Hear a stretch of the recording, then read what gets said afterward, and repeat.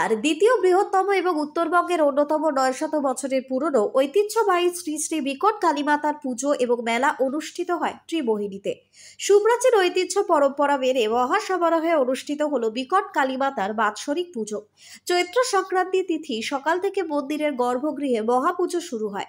সকালে মহাস্নান, দুপুরে পঞ্চ এবং ষোড়শ উপাচার, বিকেলে বলি এবং লোকক্রিয়া এবং রাত পর্যন্ত পুজো অনুষ্ঠিত হয়। পুজো উপলক্ষে লক্ষ মানুষের সমাগম ঘটে মন্দির প্রাঙ্গণে। পুজোকে কেন্দ্র করে সুবিশাল এলাকা জুড়ে 3 দিনের মেলা বসেছে। মেলায় ভিড় নিয়ন্ত্রণে বিশাল পুলিশ বাহিনী মোতায়েন করেছে হিলি থানার পুলিশ। মেলায় অপ্রীতিকর ঘটনা এড়াতে কড়া নজরদারির ব্যবস্থাও করেছে পুলিশ। 1179 খ্রিস্টাব্দে সেন বংশের রাজা লক্ষণ সেন সিংহাসন লাভ করেন। লক্ষণ সেন তার মূল অভিষেক উপলক্ষে ঐন্দ্রী মহাশান্তি উৎসব সম্পাদনের জন্য ব্রাহ্মণকে ভূমি দান করেন। তার দানকৃত ভূমি অবস্থান ছিল বরেন্দ্রের অন্তর্গত দাপনিয়া পাঠক। অথর্ব বেদের পৈপ্রহ্লাদ শাখানুধ্যায়ী ব্রাহ্মণ সন্তান নাগরিক পদে অধিষ্ঠিত কৌশিক গোত্রভুক্ত গোবিন্দ দেব শর্মা নাম এক ব্রাহ্মণকে ভূমি দান করেছিলেন লক্ষণ সেন। তারপর থেকে অনুষ্ঠিত হয়ে আসছে শ্রী শ্রী বিকট কালীমাতা ঠাকুরানীর পুজো। প্রত্যেক বছর চৈত্র সংক্রান্তি তিথিতে বিকট কালীমাতার পুজো অনুষ্ঠিত হয়। চৈত্র সংক্রান্তি নদীর পূর্বে বিকট কালীমাতার মঙ্গল ঘট স্থাপন করা হয়।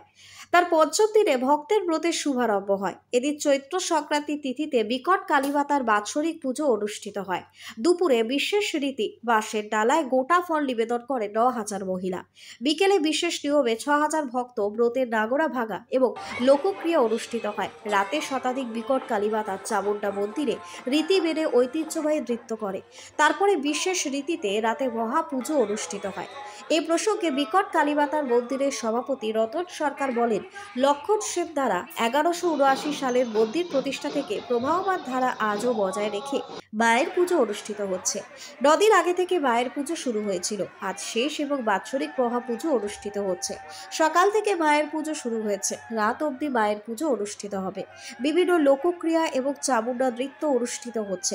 সোমবার থেকে বুধবার পর্যন্ত মেলা চলবে।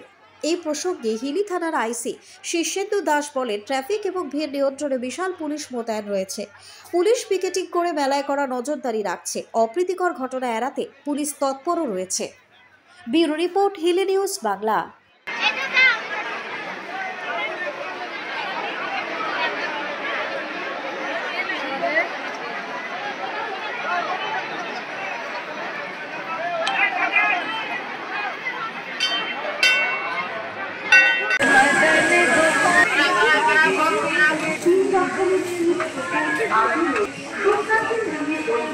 পরম্পরা